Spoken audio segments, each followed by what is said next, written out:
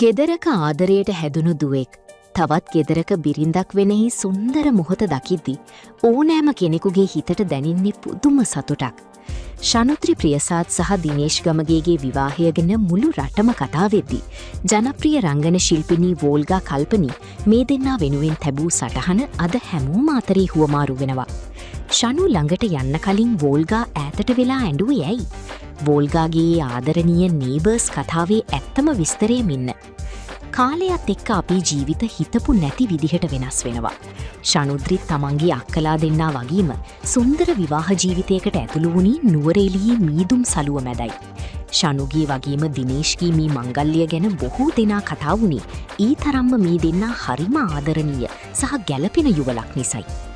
මේ මංගල්‍යයෙන් පස්සේ වෝල්ගා කල්පනී හරිම ලස්සන සටහනක් එක් කරලා තිබුණා. ඇය කිව්වේ ඇය දැකපු ලස්සනම වෙඩින් එක මේක බවයි. ශනු, ඇත්තටම එදා ඔයා ලස්සන සුරංගනාවියක් වගේ. මම ඈතට වෙලා ඔයාලා දෙන්නා දිහා බලන් හිටියා. සතුටු කඳුළු පෙන්වන්න බැරි නිසා රෑ වෙලා තමයි ළඟට ඇවිත් සුබ පැතුවේ කියලා වෝල්ගා සටහන් කරලා තිබුණා.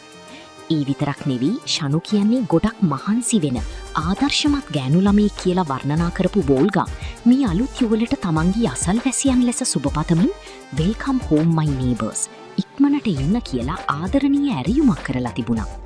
ජීවිතේ මේ වගේ ලස්සන වෙනස්කම් වලට ආදරණීය හදවත් වලින් ලැබෙන මේ වගේ ආශිර්වාද මොන තරම් වටිනවද? ශනුටයි දිනේෂ්ටයි වගේම වෝල්ගාටත් අපි හදවත්ම සුබපතනවා.